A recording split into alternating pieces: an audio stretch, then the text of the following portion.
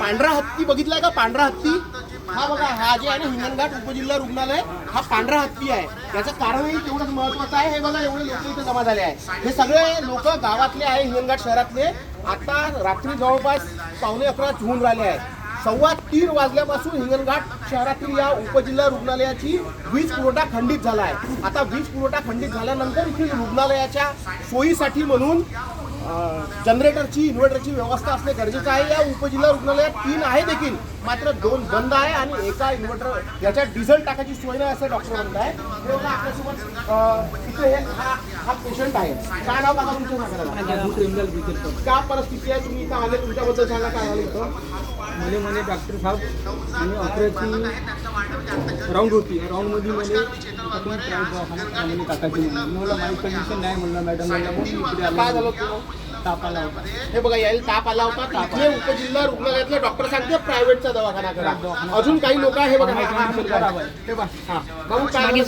आज सकाळी मी टाका ग्राउंडवाल्या हॉस्पिटलमध्ये रिपोर्ट घेऊन गेलो थायरॉइडची.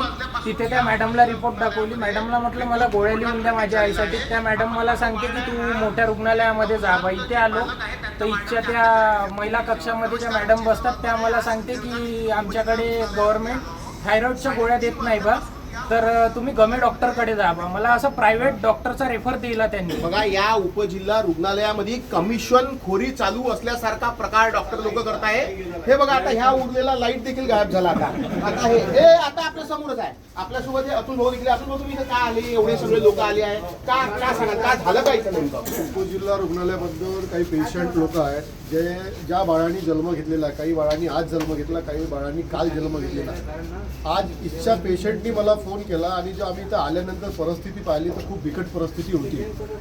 त्या बाळाला त्याचे आई वडील 4 वाजतापासून त्यांना हवा घालत होती. 4 वाजतापासून उपजिल्हा रुग्णालयाची लाईन नाही. आता 10 ते 10:30 वाजलेले आहे. 10:30 वाजलेले आहे.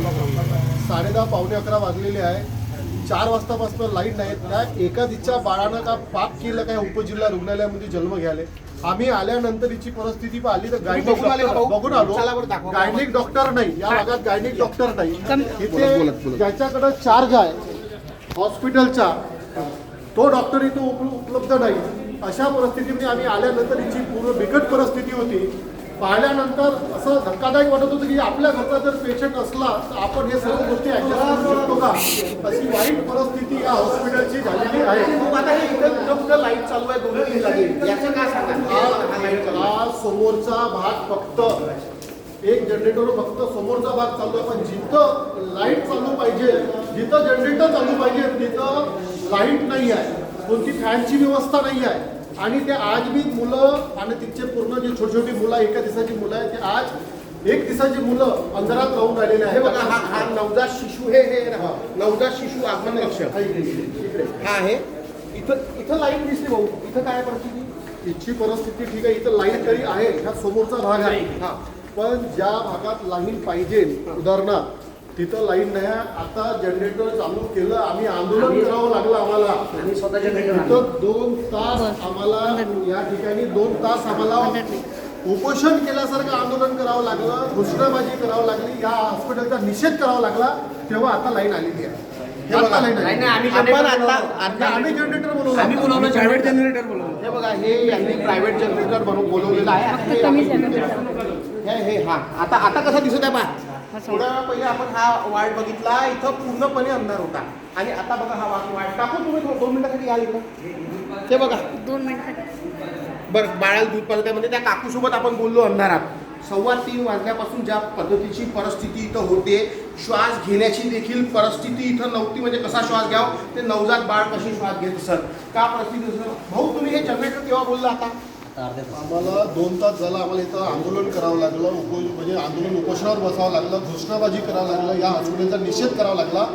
आता आम्हाला प्रायव्हेट जनरेटर बोलून त्याला अटॅच करावं लागलं. तेव्हा यांना लाईट मिळाली.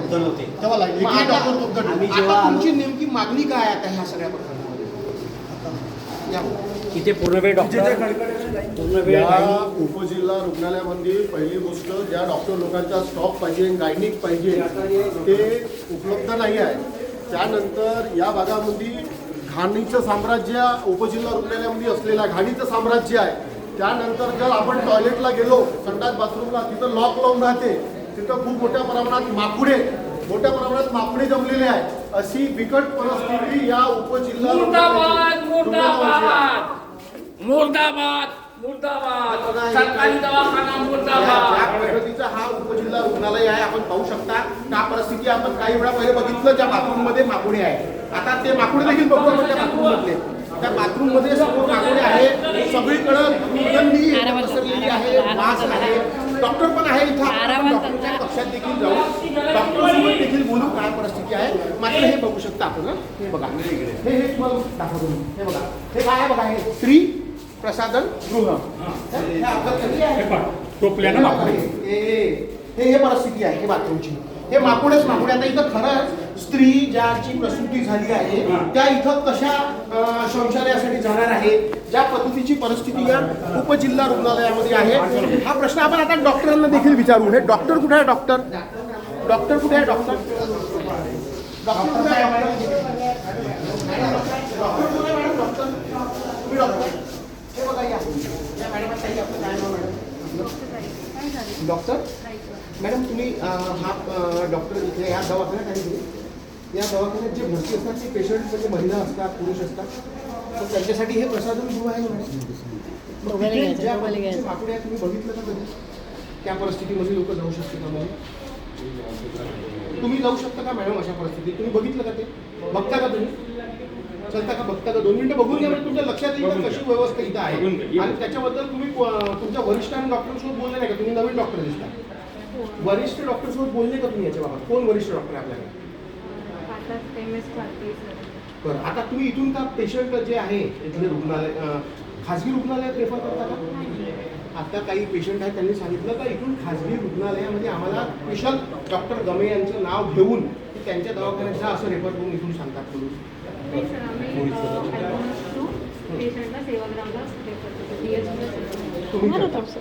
ते परिस्थिती बघितली का तुम्ही? 2 मिनिटं बघतात या. 2 मिनिटं भाऊ समोर या.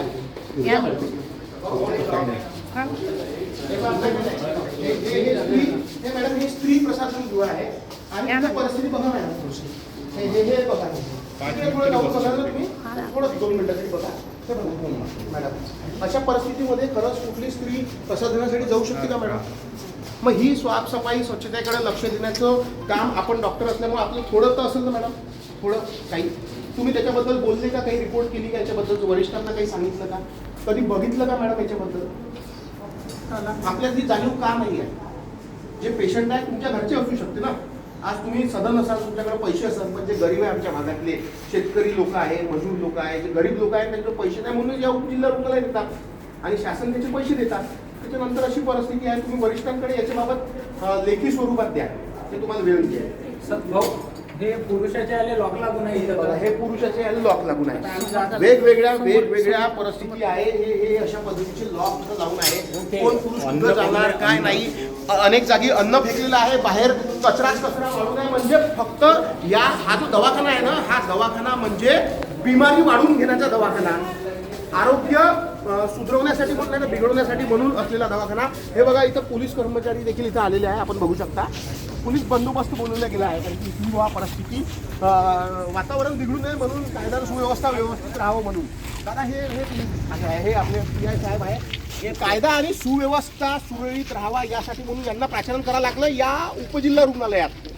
म्हणजे आता हे सगळे बाकीचे कामं सोडायचे. पहिलेच आपल्या इथं 100-100च्या वरती स्टाफ नाही आहे, त्यातले 10-12 गैरहजर राहते, सुट्टीवर राहते. हे 90 लोक एवढं मोठं हिंगणघाट पाहिजे का ह्या उपजिल्हा रुग्णालयात राहील? अशी वाईट परिस्थिती या उपजिल्हा रुग्णालयाची आहे.